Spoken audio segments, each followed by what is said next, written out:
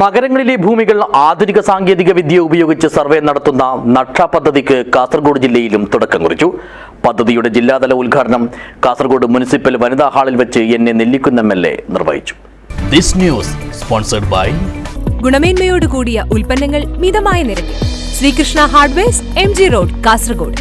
Digital India land records modernisation പ്രോഗ്രാമിന്റെ കീഴിൽ നഗരപ്രദേശങ്ങളിലെ എല്ലാ ഭൂമികളും ആധുനിക സാങ്കേതിക വിദ്യ ഉപയോഗിച്ച് സർവേ നടത്തുന്ന national Jio special knowledge base land survey of urban habitation അഥവാ നക്ഷ പദ്ധതിക്കാണ് കാസർഗോഡ് ജില്ലയിലും തുടക്കം കുറിച്ചത്.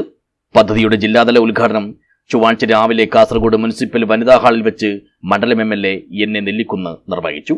ജനങ്ങളുടെ ജീവിതത്തിനും നാടിന്റെ പുരോഗതിക്കും ഈ സർവേ പ്രവർത്തനങ്ങൾ വളരെയധികം ഉപകരിക്കുമെന്ന് MLA പറഞ്ഞു. കേരളത്തിലെ 10 മുനിസിപ്പാലിറ്റികളിലാണ് ഈ നക്ഷ ഇപ്പോൾ നടപ്പിലാക്കുന്നത്. ആ ഒരു 10 മുനിസിപ്പാലിറ്റികളിൽ ഒരു മുനിസിപ്പാലിറ്റി നമ്മുടെ കാസർഗോഡാണ്. ആ ഒരു ഭാഗ്യം നമുക്ക് കൈവന്നിരിക്കുന്നു. ആ ഭാഗ്യം ആരാണോ നമുക്ക് നൽകിയത് അവരെ ആത്മാർത്ഥമായി അഭിനന്ദിക്കുവാൻ ഞാൻ ഈ അവസരം വിനിയോഗിക്കുകയാണ്. ഭൂമിക്ക് വേണ്ടിയുള്ള കടം ഇനി ഉണ്ടാവുകയില്ല എന്ന് വിചാരിക്കുന്നു. വെള്ളത്തിന് വേണ്ടിയുള്ള കടം, കെട്ടിടങ്ങൾക്ക് വേണ്ടിയുള്ള കടം ഒക്കെ നമുക്ക് അവസാനിപ്പിക്കാൻ കഴിയും. നക്ഷ കേന്ദ്രാധിഷ്ഠിത പദ്ധതിയാണ്. ഇത് നമ്മളെല്ലാവരും ആഗ്രഹിക്കുന്നത് പോലെ ജനങ്ങളുടെ ജീവിതത്തിലും നമ്മുടെ നാടിന്റെ പ്രവർത്തന രംഗത്തുമൊക്കെ കാര്യമായ മാറ്റമുണ്ടാക്കാൻ സാധിക്കട്ടെ എന്ന് ആത്മാർത്ഥമായി ആഗ്രഹിക്കുകയും ആശംസിക്കുകയും ചെയ്തുകൊണ്ട് പരിപാടിയിൽ കാസർഗോഡ് നഗരസഭാ ചെയർമാൻ അബ്ബാസ് ബീഗം അധ്യക്ഷനായി. ജില്ലാ കളക്ടർ K ഇമ്പശേഖർ മുഖ്യപ്രഭാഷണം നടത്തി.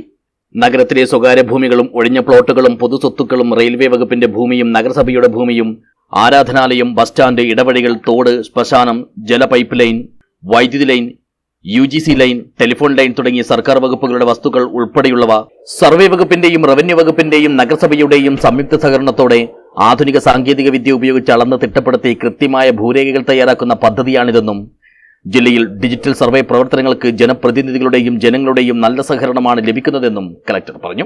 കാസർഗോഡ് സംബന്ധിച്ചോളം കേരളത്തിൽ തന്നെ ഏറ്റവും കൂടുതൽ വില്ലേജുകൾ സർവേ ചെയ്തിട്ടുള്ളതും 9-1 പബ്ലിക്കേഷൻ ചെയ്തിട്ടുള്ളതും 13-1 പബ്ലിക്കേഷൻ ചെയ്തിട്ടുള്ള ഒറ്റ വില്ലേജും കേരളത്തിലെ കാസർഗോഡാണ്.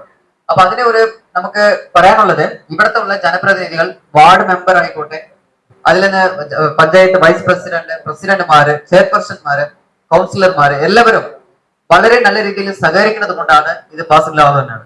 അപ്പോൾ എല്ലാവരും ചോദിക്കുന്നുണ്ട്, കാസർഗോഡ് എങ്ങനെയാണ് ഇത്രയും ഒരു ഡിജിറ്റൽ സർവേയിൽ നമ്മൾ മുന്നോട്ട് പോകാൻ കഴിഞ്ഞിട്ടുണ്ട്.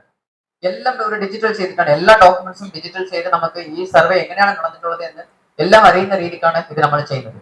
അപ്പോൾ അത് നല്ലൊരു വിജയകരമായി നമ്മൾ പോകുന്നുണ്ട്. അതുപോലെ തന്നെ ഈ നക്ഷ പ്രോജക്ട് നഗരസഭാ vice chairperson Shamseeda Feroz, ward കൗൺസിലർമാരായ P രമേശ്, M ലളിത എന്നിവർ സംസാരിച്ചു.